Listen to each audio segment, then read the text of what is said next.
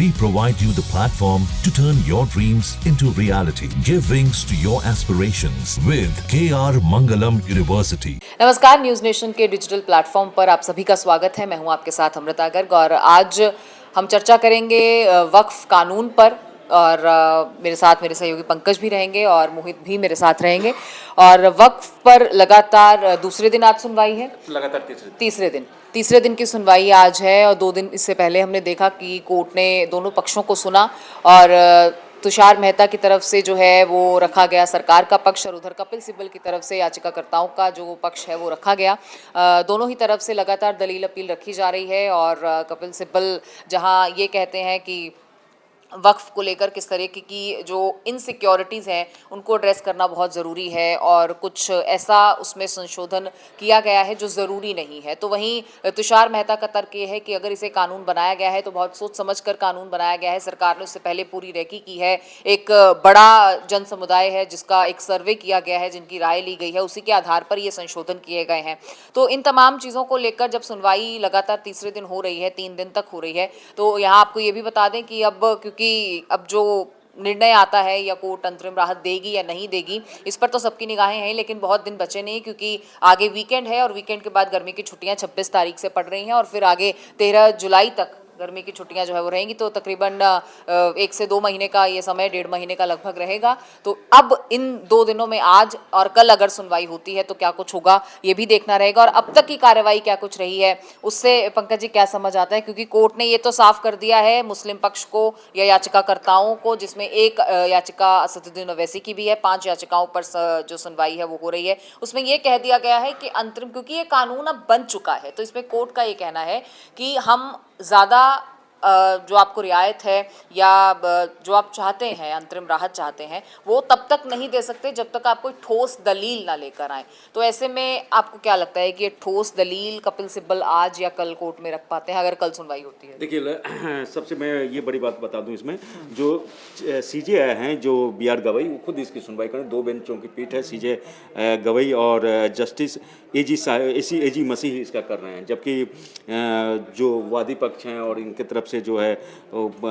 कपिल सिब्बल, अभिषेक मनु सिंघवी, राजीव धवन है और solicitor general सरकार के पक्ष का बचाव कर रहा है। इसमें देखिए सबसे बड़ा जो मसला है, इसमें 3 मुद्दों पे मेन किया गया। एक वक्फ बाय यूजर है। वक्फ बाय यूजर में जो ये कहा जाता है, जो प्रतिपक्ष जो आपको ये है इनके क्या कहते हैं, जो जमीन को यूज कर रहा है, जो वक्त का को यूज कर रहा है, लेकिन उनके पास कोई दस्तावेज नहीं है, तो उनका ये कहना है चूँकि ये वक्फ का जो ज़मीन है लंबे अरसे से है और उसका दस्तावेज नहीं है, तो इस पे जो सरकार के पक्ष से जो तुषार मेहता है, तुषार मेहता ये कहना है जो नहीं है तो ठीक है, इसमें कोई ज़्यादा दिक्कत नहीं है। और जो कानून को भी हम देखते हैं तो वक्फ बाय यूजर कानून में भी है, जो जब तक उस पर कोई दावा नहीं होता है, अगर दावा होता है जो ये मेरी ज़मीन, सपोज कीजिए वक्फ की ये ज़मीन है और मैं बोलता हूँ जी मेरी ये ज़मीन वक्फ ने गैरकानूनी तरीके से हड़पा है, तो फिर वक्फ को सबूत पेश करना पड़ेगा और मुझे भी सबूत दिखाना पड़ेगा जो मेरे ये ज़मीन कैसे है, तो चाहे वो कितनी भी पुरानी हो, चाहे कितनी भी पुश्तैनी हो, कितनी भी पुरानी हो। तो सरकार का ये सत्ता पक्ष का ये कहना है, सरकार मतलब कानून जो अभी जो कानून मौजूदा का नहीं, ये कहना है अगर ये स्थिति आती है तो। और वैसे भी देखिए, अगर कोई भी किसी की ज़मीन होती है तो अगर मुझे लगता है मेरी ज़मीन है तो मैं इसको चुनौती दे सकता हूँ, ये पहले भी ये बात था। लेकिन अब पहले क्या था, जो वक्फ का एक बार उस पर कब्जा हो गया तो दूसरे का फिर नहीं हो सकता, चाहे वो कितना भी हो। उसके बाद है जो दूसरी आपत्ति जो है, इसमें जो दूसरा जो मामला जो 3 मेन मुद्दे हैं, दूसरा मुद्दा ये है जो वक्फ वाले में, सपोज कीजिए जो कोई ज़मीन है, वक्फ बाय यूजर की ही बात करते हैं, कोई ज़मीन है वक्फ के कब्जे में है और सरकार ये कहती है मेरी ये ज़मीन है, तो उस केस में फैसला क्या होगा? तो उस केस में फैसला क्या है, जो पहले जो था सो वक्फ की जो कमेटी होती थी उस कमेटी का था, अब क्या हो गया, वो मजिस्ट्रेट, डिस्ट्रिक्ट मजिस्ट्रेट को, DM को दे दिया गया है। तो जब इनकी इस बात पे जेपीसी में जब भी ये मुद्दा उठा तो जेपीसी में ये इसके लिए किया गया जो डीएम के साथ एक जनप्रतिनिधि का भी आदमी रहेगा और जो इसको इसमें फैसला करेगा। तीसरा जो मुद्दा इसमें है, जो इसमें ये कर दिया गया जो कम से कम 5 से 10 साल का उस इस्लाम को मानने वाले लोग होना चाहिए। तो उसमें ये कहा गया है आपको इस्लाम के मानने वाले में, जो इस पर मुद्दा ये उठ गया है जो कोर्ट में बहस भी हुआ, जो सभी धर्म में आपको ये है दान देने की प्रथा है। तो दान देने की जब जब जब प्रथा है, तो हिंदू धर्म में भी कोई किस दान दे सकता है, तो फिर मुस्लिम धर्म में ये जो वक्फ के लिए ये क्यों लाया गया है? तो वक्फ का उस पे जो तुषार मेहता की तरफ से जो बहस हुआ, उसमें ये कहा गया जो वक्फ इस्लाम का मूल हिस्सा नहीं है, इस्लाम में दान देने की है, लेकिन वक्फ मूल हिस्सा नहीं है, तो इन मसलों पे हो रहा है। और तुषार मेहता ने फिर ये भी दलील दी, जो वक्फ में जितने भी पिटीशन आवेदन अभी तक लगाए गए हैं, कोई डायरेक्ट पीड़ित उसमें नहीं है, मतलब कोई भी पक्षकार ऐसे नहीं है, तो किसी जो अगर कोई पक्षकार है जो इससे पीड़ित है, तो वो डायरेक्ट है, उनकी अर्जी होनी चाहिए। तो उसके एवज में सरकार का जो ये कहना है, मतलब तुषार मेहता ने जो अपना पक्ष रखा है, जो देखिए ये जो कानून है आपको, इसको 15 अप्रैल को राष्ट्रपति मुर्मू जो उस पर अपना अंतिम मोहर लगाती हैं, तो कानून बनता है। इससे पहले इसको 200 लोकसभा में ये पारित हुआ और भारी बहुमत से हुआ, 288 लोगों ने समर्थन में पारित किया, जबकि 232 लोग ही इसके विपक्ष में थे। उसका राज्यसभा में 228 लोगों ने समर्थन में दिया और 95 लोग इसके विरोध में मतदान किया, मतलब इसको पूर्ण बहुमत है। उसके बाद से इसमें जो आपको ये कहा गया है, जो जेपीसी में कई बैठकें हुई और उस बैठक में आपको 96-97 हज़ार लोगों से जेपीसी की कुछ जो समिति बनी थी, 96 बैठकें हुई और 97 लाख लोगों से इस पे सुझाव मांगे गए। एक बड़ा सर्वे जो है वो सर्वे किया गया और उसके आधार पे इसको ये किया गया, क्या बोलते हैं, पास किया और कानून बना गया। तो इसके बाद जो है इसमें ज़्यादा ये है नहीं। और सरकार की सबसे बड़ा जो दलील है, जो कोई भी पक्ष इसमें नहीं आ रहा है, जो पीड़ित नहीं आ रहा है, और इसमें सरकार का ये भी कहना है जो इसमें ये भी गुंजाइश है जो आप कोर्ट में जा सकते हैं। ऐसा नहीं है जो सरकार ने ये बोल दिया तो आप इसको कोर्ट में आप जा सकते हैं, कोर्ट में आ जाइए, तो फिर इसमें दिक्कत किस बात की है। और ये मैं बताऊं आपको, जो कई ऐसे पक्ष हैं जो इससे खुश हैं, मुस्लिम समुदाय में भी कई ऐसे लोग हैं जो भारी तादाद में, और वो कम नहीं है संख्या, कई ऐसे लोग हैं जो जिनका कहना है जो हमारी पुश्तैनी ज़मीन थी और वक्फ ने जबरन उसको अपने कब्जे में ले लिया और हम उसके लिए नहीं कुछ पा रहे, तो एक तरफ से ये भी है। मोहित, आपसे भी मैं बहुत डिटेल में इसको समझना चाहूँगी, क्योंकि ये मुद्दा कानून बेशक बन गया हो, लेकिन अभी भी आम आवाम की अगर बात करें तो उनके लिए उलझा हुआ ऐसा नज़र आता है। फिर चाहे वो दलील अपील की बात कर लें, कोर्ट की प्रोसीडिंग्स की बात कर लें, तो जो 2 दिन में हुआ है उस पर थोड़ी सी रोशनी अगर आप डालें, और आज क्या कुछ पॉसिबिलिटीज़ हैं? देखिए, जैसा अभी पंकज सर ने तमाम चीज़ें बताई, लेकिन जो अहम बात है इस पूरे बहस की कि वो वक्फ यूज़र है और बोर्ड में गैर मुस्लिमों को लेकर जो वहाँ पर जगह दी गई है उसकी भी बहस है। देखिए, इस पूरी बहस में वक्फ बाय यूज़र को अगर आम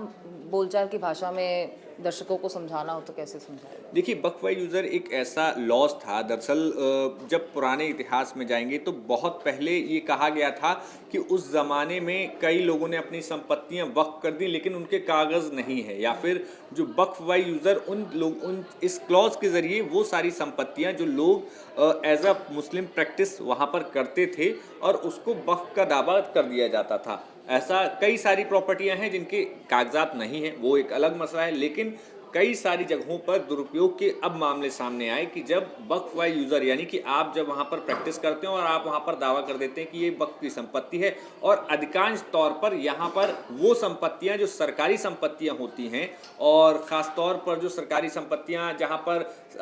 कोई गतिविधि नहीं होती है, सरकार की प्रॉपर्टी है, लेकिन वहाँ पर कोई ना कोई अपना एक प्रैक्टिस शुरू कर दे, चाहे वो किसी भी धर्म का है, लेकिन अगर यहाँ पर वक्फ बाय यूज़र एक ऐसा लॉ था कि वहाँ पर वो व्यक्ति वक्फ बाय यूज़र के जरिए उसको वक्फ संपत्ति का दावा कर सकता था। तो ये एक लॉज ऐसा था, क्लॉज इसमें, कि यहाँ पर उस संपत्ति को लेकर सबसे बड़ा सवाल खड़ा हो जाता था, और वहाँ पर अब जो दूसरे पक्ष है, यानी कि चाहे फिर वो सरकार हो या कोई और व्यक्ति हो, वो फिर पूरी फाइट करेगा कि उसकी संपत्ति वक्फ की नहीं है, क्योंकि वक्फ को ये राइट था कि अगर उन्होंने कह दिया कि हम ये वक्फ की संपत्ति जो है वक्फ बाय यूज़र, ये हमारी वक्फ की संपत्ति है, तो उसमें अटैच हो जाती थी, और ये बहुत गंभीर मसला कई बार देखने को मिलता था। अब इस मामले में क्या है कि अब जो नए लॉज में सबसे बड़ा सवाल है कि वक्फ बाय यूज़र को उसको हटाने की बात कही गई है कि वक्फ बाय यूज़र की जगह आप जो है प्रमाणिकता और तमाम जो सबूत हैं, मतलब जो भी आपके पास प्रमाण हैं, उनको रखिए सामने और हम उस पर वक्फ की संपत्ति मानेंगे। लेकिन इसमें अभी एक बात और कही गई है कि इस पूरे मसले पर कोई भी फैसला जो है, अगर कोई संपत्ति वक्फ से हटानी है तो वो उसका जांच अधिकारी जिलाधिकारी लेवल का अधिकारी होगा और उसकी रिपोर्ट के आधार पर भी वक्फ की जो संपत्ति है और जो बोर्ड है वो फैसला करेगा कि ये संपत्ति वक्फ की नहीं है। तो यानी कि अधिकारी होगा जिलाधिकारी के स्तर का और उस पर अंतिम फैसला वक्फ बोर्ड या वहां की समिति ही लगाएगी। तो ये तमाम चीजें मोहित, मैं इसको थोड़ा सा इसको वक्फ बाय वजह को मतलब आम बोल चाल की भाषा में, जैसे देखिए मेरा घर है, मैं वहाँ नहीं रहता हूँ या मैं बगल में रहता हूँ, मैं उसके उपयोग नहीं कर रहा हूँ और उसे धर्म के प्रचार प्रसार के लिए या उसके लिए मैंने वो दे दिया। अब कुछ दिनों बाद क्या हो, जो वक्फ जो बोर्ड है बोल दिया गया जो जमीन तो मेरी है, ठीक है, मैंने उसको इस्तेमाल के लिए दिया था, अब लेकिन वो दावा ठोक दिया जो इस पे अब ये वक्फ का हो गया, तो अब वक्फ का हो गया, अब मैं कुछ नहीं कर सकता हूँ। जैसे सरकारी कोई ज़मीन है, खाली ज़मीन पड़ा हुआ, अब इस लोग धर्म के लिए प्रचार प्रसार के लिए वहाँ बैठने लगे उठने लगे, तो धीरे धीरे क्या हुआ, वो ज़मीन को एक तरह से वक्फ का ज़मीन घोषित कर दिया। तो मेन जो मसला जो फंसा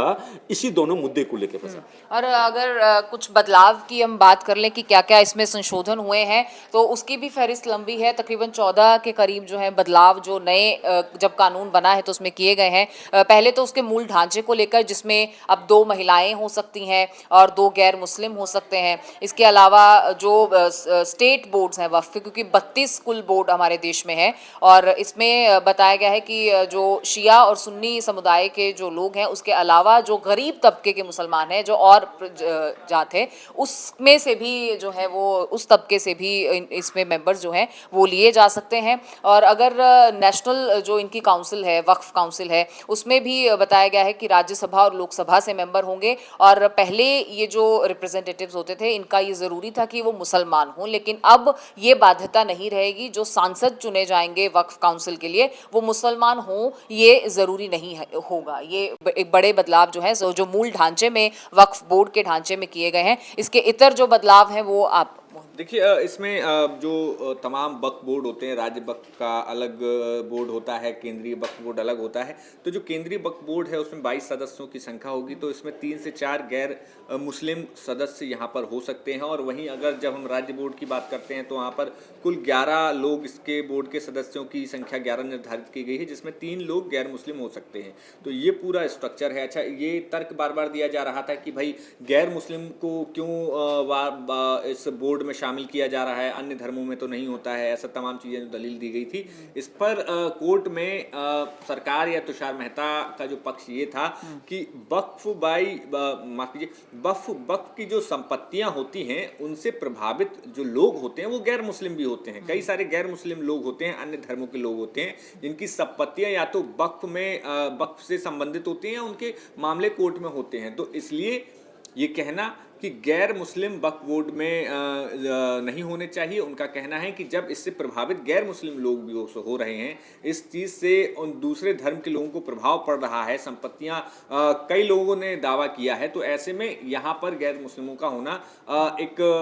मतलब हटाने की कोई बात यहाँ पर नहीं होनी चाहिए, ऐसा पूरी दलील में कहा गया। और यहाँ पर प्रॉपर्टी नियंत्रण के भी कुछ बदलाव के नियम है पंकज, ये भी मुझे लगता है कि दर्शकों को थोड़ा आम भाषा में अगर बता दिया जाए। जी,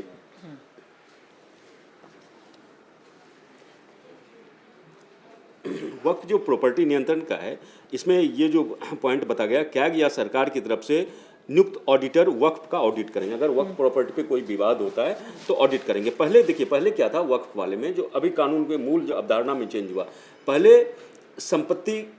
अगर घोषित कर दी तो कर दी, फिर उसमें आप कुछ बदलाव नहीं कर सकते, सामने वाला कुछ नहीं कर सकता। अगर मुझे ये है तो मुझे ये सबूत देना पड़ता था जो ये मेरी जमीन है और मेरे पैतृक जमीन है और ये है। लेकिन अब इस कानून में ये कर दिया गया, अगर कोई दावा आता तो वक्त को अपने कागजात दिखाने पड़ेंगे और ये दावा करने पड़ता। अगर कोई विवाद इस तरह से होता है, कोर्ट में पहुंचता है, तो उसमें अगर ऑडिट करने की बात और उसकी जांच करने की जब बात आती है तो क्या या सरकार की तरफ से नियुक्त ऑडिटर वक्फ प्रॉपर्टी के ऑडिट करेंगे। राज्य सरकार प्रॉपर्टीज के सर्वे के लिए सर्वे कमिश्नर की जगह